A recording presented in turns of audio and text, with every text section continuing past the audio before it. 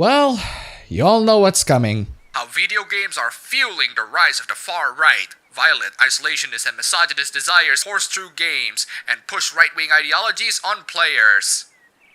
Everyone has been talking about this article relentlessly, and since I don't tweet about it, a lot of my viewers are wondering whether or not I'm aware of it. I appreciate that you send me articles, so let this video be an assurance that I have heard of this rambling of a mad person. And yes, my friend, this is the ramblings of a mad person. Grab some popcorns because this is delicious. Oh, and before we move on, huge thanks to our new patrons C443, Snake of Legend, and Lil Knockerout for the pledges on Patreon. You guys are fantastic. The first paragraph talked about the Florida shooting. By the way, I'm surprised that in my video games will not make people violent trilogy, I've never actually talked about the actual Florida shooting that spawned all of this, or at least focus on that specifically. I think that's because the people who are talking about it are incredibly divisive and passionate about what they're talking about. In a lot of cases, that passion can also become incredibly malicious. They throw in statistics and terms that I really don't understand, but what I do understand is that the killer has severe mental issues, the authorities are incompetent, and people blame video games because they don't want to take responsibility. The more and more irresponsible people are, the more and more deaths will occur. So from this event, I can tell you this: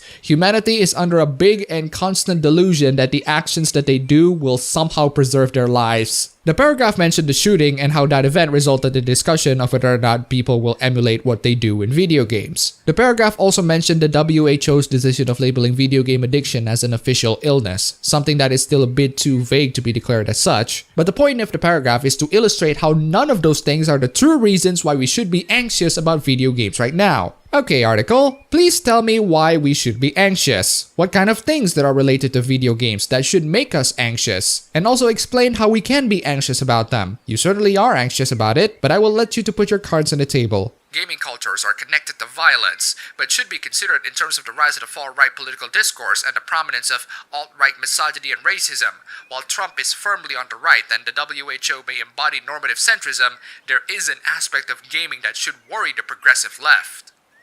At least I agree with the last part. The rest? No, not really. I can tell you why there are aspects of the gaming community that the progressive left should be worried about, and this has nothing to do with misogyny, racism, or being part of the alt-right. It is simply because the progressive left, that mostly come from big video game websites, are really damn authoritarian on their beliefs, and they are gonna shove it to people's face in any chance that they can. They're not interested in discussions, they're interested in spreading their ideology. Any forms of dissent will not be tolerated. If you want to really poke the viciousness of the progressive left media and community, I've talked about the backlash that happened towards the game developer of Come Deliverance, Daniel Vavra, in another video. And if you want more insanity, I challenge you to talk about that game or the developer in a forum named ResetERA, a very progressive community. Just because the developer agrees with Gamergate, that instantly makes him a horrible, horrendous person. You can't even mention how successful his game is, even if that is without a shadow of a doubt a provable fact. His game is successful,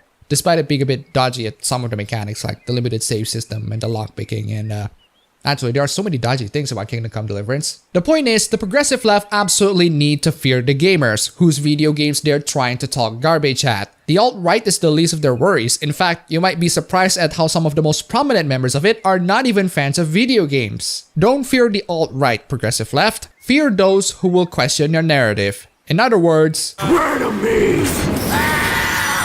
the article also linked the Huffington Post article talking about the presence of a bunch of Steam groups that are related to Nazis. I would have been more alarmed if the number of the members are more than 37. Oh no, those awful 37 people out of billions of Steam users. One user accused of shooting his girlfriend's parents dead back in December found a safe haven on Steam with a lot of these Nazi groups. Huffington Post identified that there are not just 37 but thousands of these people, and that there are some people who confuse the unindoctrinated that they're just joking. Not only that, but apparently the members of the group that he was in are mourning his loss. One member said that most of the people are doing all of this ironically, but Poe's law is unfortunately a massive whore. Other than all of that, the article just talks about how people ignore certain bad communities that are lingering around the social media, and despite some of the nasty spins, they make some valid points. There are indeed certain groups on the internet, including Steam, that are fostering these ideas. They gather up people who are easily impressionable and just reinforce their beliefs with more and more BS. Also, call me a party pooper, but I just don't buy the satire excuse. The reason is because being ironically a Nazi has lost all of its humor value. Maybe because of the current climate of today regarding Nazis, you can be accused of being a Nazi even if you do nothing but disagree with the progressive narrative or even make a joke that is ironically about being a Nazi. It's just that saying the N-word for the sake of saying the N-word is just not funny. Being racist for the sake of being racist is just not funny. There needs to be more effort, more context, more build-up, more punch. This is about as valuable as a fart joke being fired like a machine gun. It's not funny, and if you do it long enough, you're gonna seriously smell. You probably end up killing someone, or probably recreating 9/11.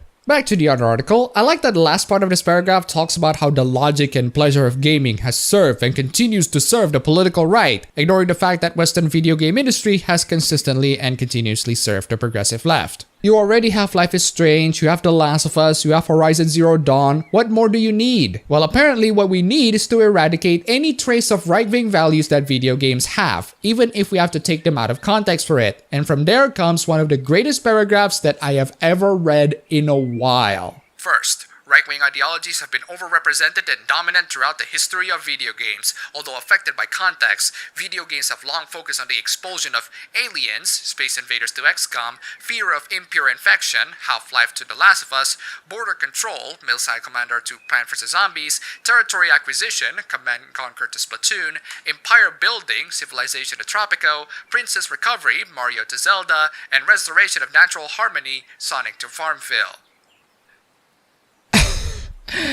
No comment for now. I just want to present you that utterly amazing paragraph. It is one of the dumbest things that I have ever read in a while, but it's just so amazing in its sheer dumbness. Just marvel in the stupidity of this beautiful paragraph. Do I need to begin?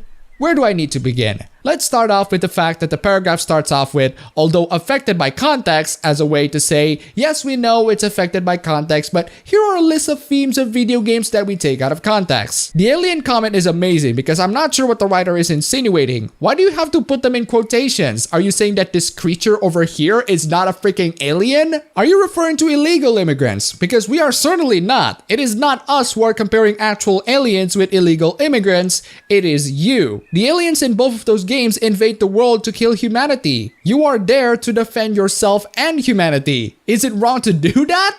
I don't get it. Fear of impure infection from Half-Life to The Last of Us. Okay, explain to me how this theme is wrong. Border control from Missile Commander to Plants vs. Zombies. Again, how is this wrong? Territory acquisition from Command & Conquer to Splatoon. Now you bring Splatoon into the mix. Why Splatoon of all games? Empire building from Civilization to Tropico. Whoa. Tropico? A game where you can play as Fidel Castro and Karl Marx? Princess recovery from Mario to Zelda. At least I know why this is wrong. It is misogyny, all of that. Alright, fine. And restoration of natural harmony from Sonic to Farmville. Writer, explain to me how any of these elements are in some ways harmful to society. Even territory acquisition is questionable. If you buy a land that is for sale, you have the right for that land. You have acquired the territory of that land. The only reason for you to think that this is somehow wrong is if you are a socialist who hates the idea of free market capitalism. I mean, God forbid someone builds a giant business empire from nothing. God forbid someone saves the princess. God forbid someone fears of being infected or alien invasions coming to town. I think the reason why the writer took issue with this is because video games have too long focused on the expulsion of all of these elements, implying that long exposure to these elements would teach gamers values that the writer considered to be bad. Writer, every game has different objectives that I need to do in order to complete it. Just because I'm willing to push people off of stairs and Hitman Blood Money doesn't mean that I want to do it in real life. But you know what? I don't want to assume too much out of this paragraph, so let's continue. Second, video games put the user to work on an instinctual level, making the gamer feel impulsive agreement with these ideologies. Playing Resident Evil is not equivalent to watching the movie, because the control-wielding gamer experiences the desires of the game as their own desires, not as desires of another. Well, I take it back. I do want to assume just from that paragraph alone, because apparently my trail of logic is so correct I was able to predict your next point. You are implying that players competing objectives in video games would instantly mean that they're going to do it in real life, even when they're told not to do it. Of all the examples that you chose, which also highlights your lack of knowledge in what you're talking about, you chose Resident Evil 7 and Resident Evil The Final Chapter. They are literally not the same. One is a legit survivor horror that will scare the living crap out of you. The other one is an action-packed horror flick. I'm still not sure what you mean in the last part though. Players experience the desires of the game as their own desire. Okay, care to elaborate on this? The psychoanalyst Jacques Lacan distinguished between drives and instincts. While instincts come from within us, drives occur when political forces propel us in certain directions. In these terms, video games are the drives masquerading as instincts, naturalizing right-wing ideologies in a way other media cannot, by offering its users the chance to experience them on a personal level.